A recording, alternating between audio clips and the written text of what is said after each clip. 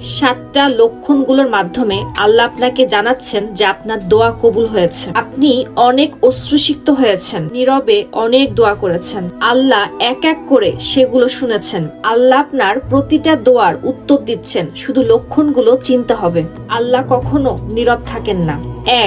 একদিন হঠাৎ আপনার হৃদয় নীরব হয়ে যাবে। কোনো অভিযোগ নেই, কোনো কান্না নেই, কোনো তাড়াহুড়া নেই, শুধু এক অদ্ভুত শান্তি। আপনি হয়তো ভাববেন এটা আপনার ক্লান্তি, আসলে এটা ক্লান্তি নয়, আল্লাহর পক্ষ থেকে প্রথম নিদর্শন যে তিনি আপনার দোয়ার উত্তর দেওয়া শুরু করেছেন। যখন দোয়া কবুল হয় তখন আল্লাহ তাআলা যে জিনিসটা আপনাকে দেয় সেটা হচ্ছে শান্তি। শান্তি কোনো কথার না, কোনো কাজের না, অন্য কিছুতে নয়। আপনার কান্না থেমে যাবে, আপনার হৃদয় ধীরে ধীরে বলবে এখন সবকিছু আল্লাহর উপরে ছেড়ে দাও। এই কথাটি স্বয়ং আল্লাহর পক্ষ থেকে আসে। 2, শান্তির পর আল্লাহ আপনাকে আরেকটি নিদর্শন দেখান যা আপাত দৃষ্টিতে অনেক কঠিন মনে হবে। জীবনে বাধা আসা শুরু হবে, মানুষ বদলে যাবে, সুযোগ হারিয়ে যাবে, পথ বন্ধ হয়ে যাবে। কখনো আপনাকে একা করে দিবেন, কখনো তিনি কিছু কেড়ে নিবেন, যেন কিছুক্ষণের জন্য আপনি থামতে পারেন, চিন্তা করতে পারেন এবং আল্লাহর পরিকল্পনা অনুযায়ী চলতে পারেন। এটা আসলে বাধা নয়, এটা সুরক্ষা। যখন আপনার চারিপাশের পৃথিবী ভেঙে পড়তে শুরু করবে তখন মনে করবেন আল্লাহ আপনার দোয়া প্রত্যাখ্যান করে নাই,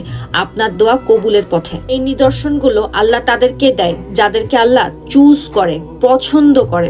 আল্লাহ আপনার হৃদয়কে পবিত্র করতে শুরু করেন। আপনার পুরানো জিনিসগুলো আপনাকে আর শান্তি দেয় না। সেই মানুষগুলো, সেই জিনিসগুলো, সেই সমাবেশগুলো আপনার কাছে অর্থহীন বলে মনে হয়। আপনার হৃদয় নরম হয়ে যায়, স্বয়ংক্রিয়ভাবে অশ্রু আসতে শুরু করে।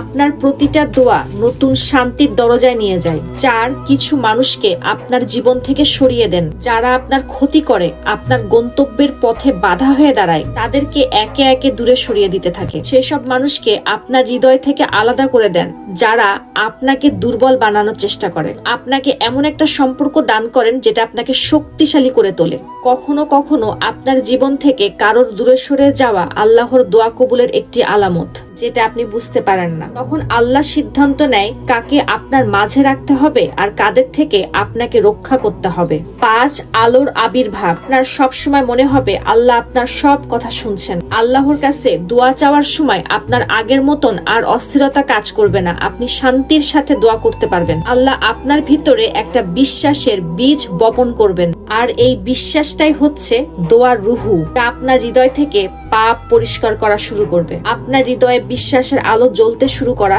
জীবন থেকে ভুল মানুষ দূরে সরে যাওয়া, তাহলে বুঝে নিবেন আপনার দোয়া অনেক নিকটবর্তী। 6, আপনার মন নিজে থেকেই সিগন্যাল দিবে যে আপনার দোয়া কবুল হচ্ছে। কোনো আওয়াজ নাই, কোনো ইঙ্গিত নাই, শুধু হবে হৃদয়ের